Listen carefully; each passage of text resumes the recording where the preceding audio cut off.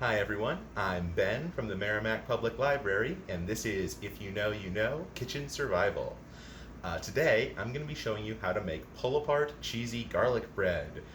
This is a great one for parties, to share with friends, or as a side dish to whatever meal you're making, and it's real simple to make. So, without any further ado, let's get down to it. Alright, so I've got in front of me the main ingredients we're going to need to make this. You're going to need some butter, some cheese. I'm going to do a mix of pizza blend, mainly mozzarella, and a little bit of cheddar. Some optional red pepper flakes if you like a little bit of heat. You could also use some Monterey Jack with slices of pepper in it if you want some heat from that. Of course, some garlic. I've got just a head here with whole cloves, but you can use pre-minced or even garlic powder, and a loaf of bread. If you'd like to bake your own bread, you can check out our how to make ciabatta video, which should be up here in the corner. But it helps if the bread for this is a little higher than that one came out for me anyway. So we're just going to use some store-bought bread to keep things as easy as possible for us today. So with all of that taken care of, let's get started. Alright, so the first thing we need to do here is we need to cut up our bread so we can stick some cheese into it and make it pull apart. So to do that, we're going to be trying to cut a grid into the top here of first going vertically, then horizontally, to get roughly 1 inch by 1 inch cubes of bread. We don't want to cut all the way through, we want to leave the bread attached at the bottom here. So a nice sharp bread knife will make your life a lot easier, and I think it'll be easiest if we go all one way and then all the other. Well, let's give it a shot. You can see I don't want to go all the way through, I want to leave that attached.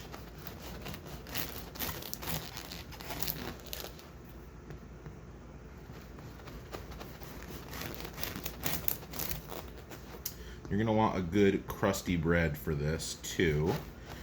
Sourdough works well. This is what is this? A rustic boule, I believe is what they called this. It was just from the supermarket. It'd probably be even better if you have a bakery that you like. Or if you wanted to do personal portions cheesy pull-apart bread, I imagine you could do this with a crusty roll too. You could make a bunch of individual rolls and give them out to your guests or at a party.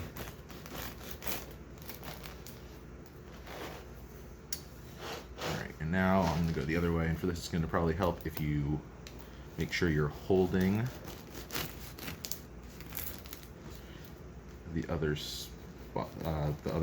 holding it across the cuts you just made to keep it all sort of bunched together.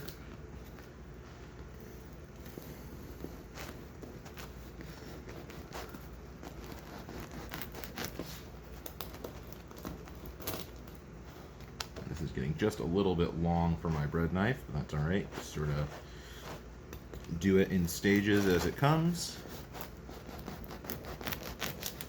And obviously this knife could be a little bit sharper here,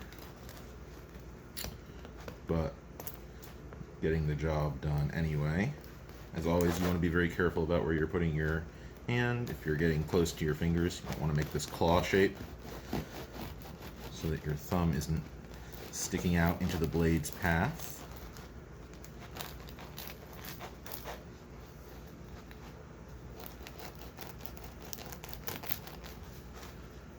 And as you can see, as you get towards the end, it gets a little trickier.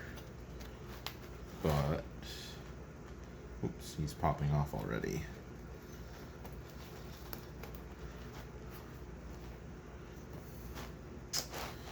Alrighty, and if we can get just one more in here, that should be plenty.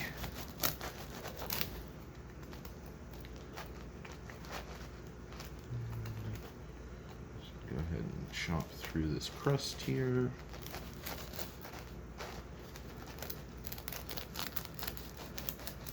There.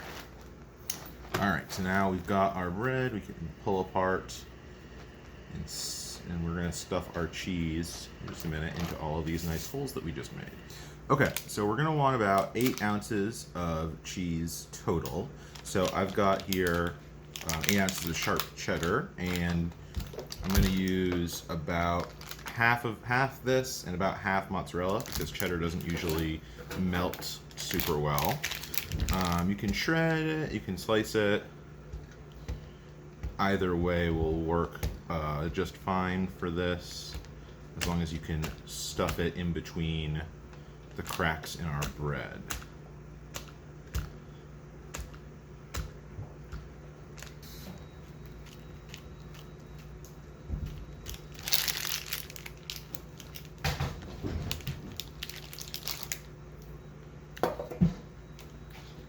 Alright, so that's about half of that block of cheese, and now we're going to add about an equal amount of mozzarella into what here.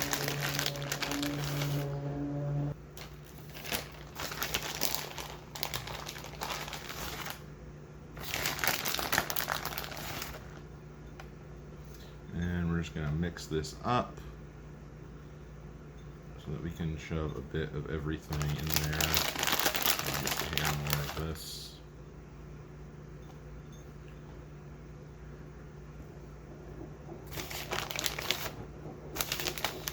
And there we go. Well, so by weight, I've got about 7 ounces here, but it looks like it should be plenty, so I'm going to go with that. All right, so next, you're going to want to prepare your garlic. So start by separating out the cloves from the head here, bulb. And you can use really as many as you like, depending on how garlicky you like things. Since these are kind of small, I think I might use 6 or so. Let's see. And here all right.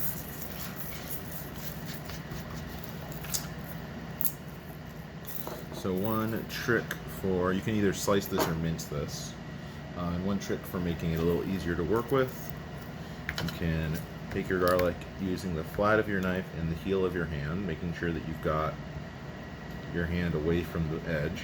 You just sort of smash down to crush it a little bit, and you can just peel the skin right off.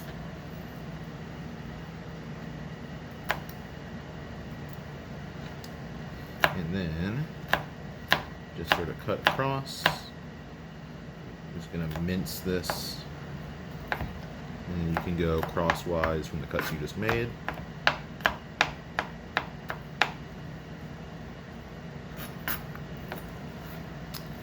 And then just repeat with your other cloves of garlic. So, smash that down, peel off the skin, chop off the end, and then slice or mince. Again, it's helpful to use the claw method and our knife posture, grabbing the blade so that you have more control.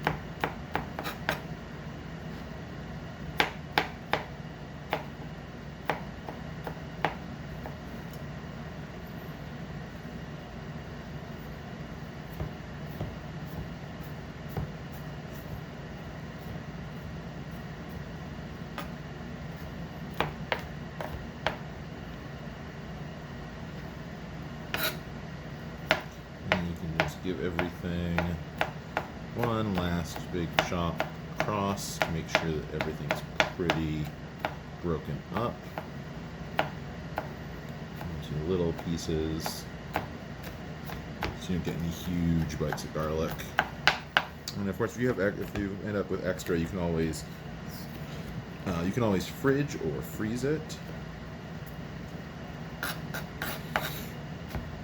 it'll keep for a little bit. You can use it in your next recipe without having to spend the time chopping up your garlic ahead of time. Alright, that's looking pretty well mixed to me. So now we're ready to stuff our bread. Alright, so next up, we're going to take some aluminum foil. We want to make sure that there's enough foil here to enclose our bread. So we've got plenty there. And that,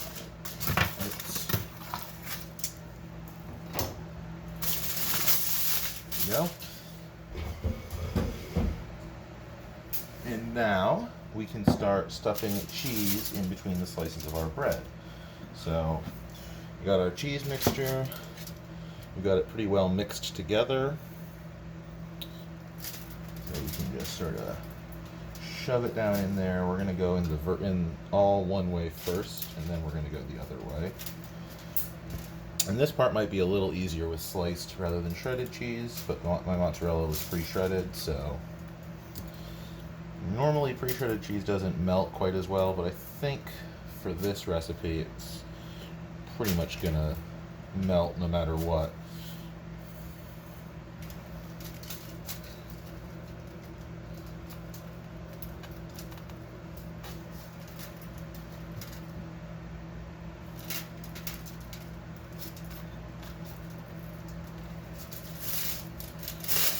Can't quite get a better look at what I'm doing here.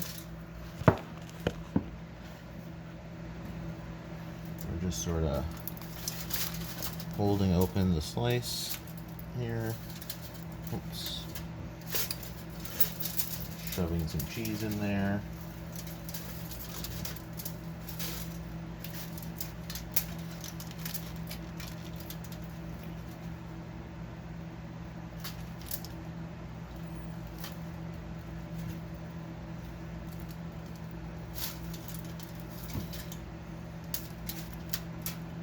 And this isn't really a exact process, just as long as some cheese gets down in there, it'll work just fine. And any cheese that gets exposed will probably get a little burned and crispy, but there's really no problem with some crispy cheese on the outside of your bread too.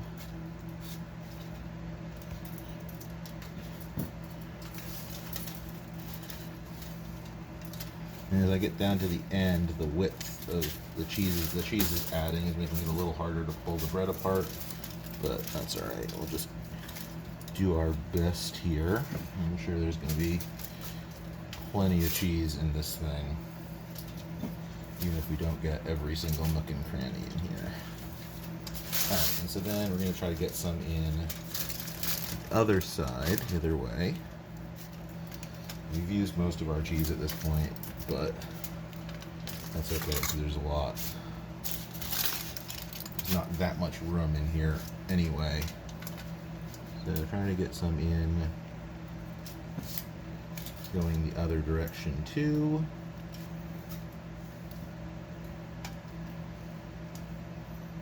Try to get your cubes to stay on if they are breaking. Grab any spilled cheese for backup duty here.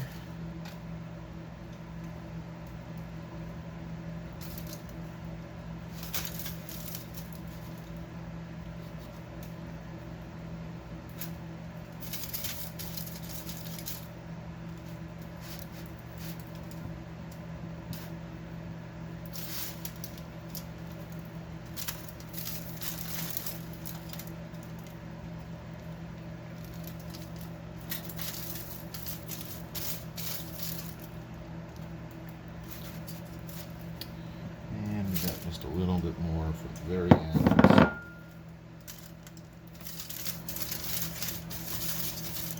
And do your best to clean up the tin foil so you don't get a lot of burned cheese. A little is alright.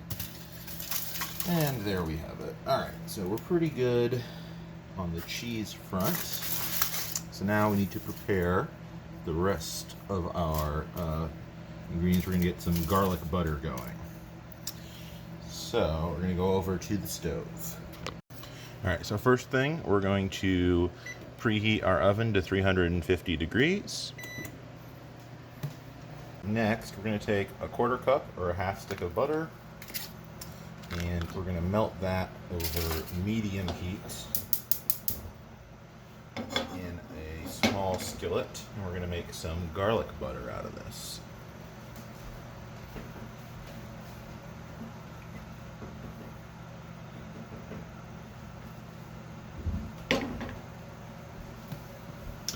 Alright, so once the butter's all melted, drop your heat a little bit to medium-low, and then you're going to add in your minced or sliced garlic.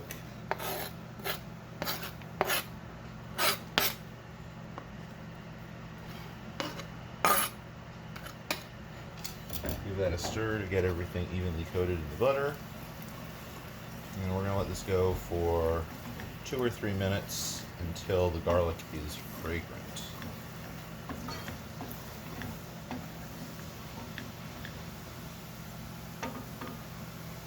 Alright, I'm getting a nice garlicky, buttery smell from this, so I think it's about done. So we can kill the heat, let that sit for a minute. So while the garlic and butter are cooling off a little bit, I've got about a 1/2 teaspoon of crushed red pepper flake here. You could go up to 3/4 if you want, but I'm not trying to make this particularly spicy. And just throw a few flakes in with in where the cheese is. I'm gonna do, I think, 1/2 of this, because not everyone in my family likes spice. Whoops. And be careful that your tinfoil doesn't come off in your bread, because that would be bad. So yeah, I'm just throwing a few red pepper flakes in here.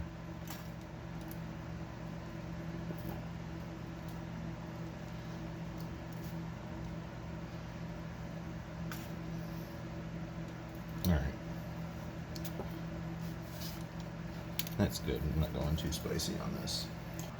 Alright, so we've got our bread here, and we've got our garlic and butter.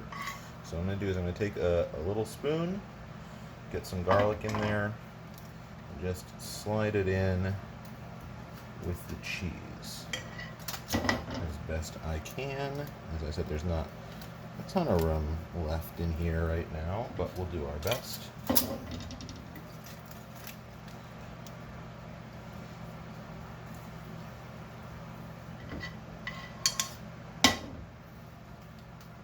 Some butter down in there too.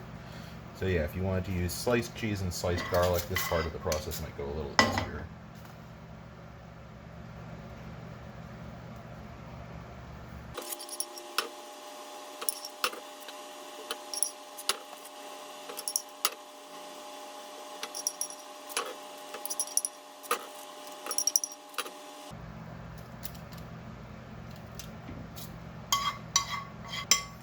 Alright, if you're having trouble getting any more of it down in the middle, you can just use all your leftover butter and garlic and sort of brush on top. So grab a pastry brush or a meat brush, get some butter and garlic, sort of brush down the top of your bread with it. I'll go grab that guy in a sec here. And this butter will be garlic infused from cooking the garlic in it, so it'll add some extra garlicky flavor. There we go. And that's pretty much all of our butter used up here. We've just got some garlic left, and we can sort of cram that in the other nooks and crannies here. Alright, so now once you've got all your garlic and your butter in there, you can wrap this up in your tin foil.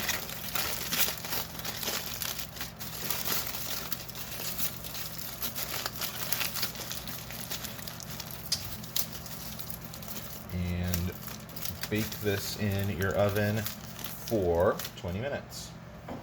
Alright, so I grabbed a little extra tin foil because it wasn't quite staying. So once it's been about 20 minutes, you're going to unwrap your bread and throw it back in for about another 10 minutes until the cheese is all melted and the top of the bread is crispy. Still at 350 degrees. After about 10 minutes, all the cheese should be melted and the tops of the bread should be crispy. And now just let it sit to cool for a minute, if you can wait that long, and dig in. Alright, so once the bread's cooled a little bit, and go ahead and grab a piece and dig in. Yep, it's nice and crispy on the top, and really cheesy and garlicky inside.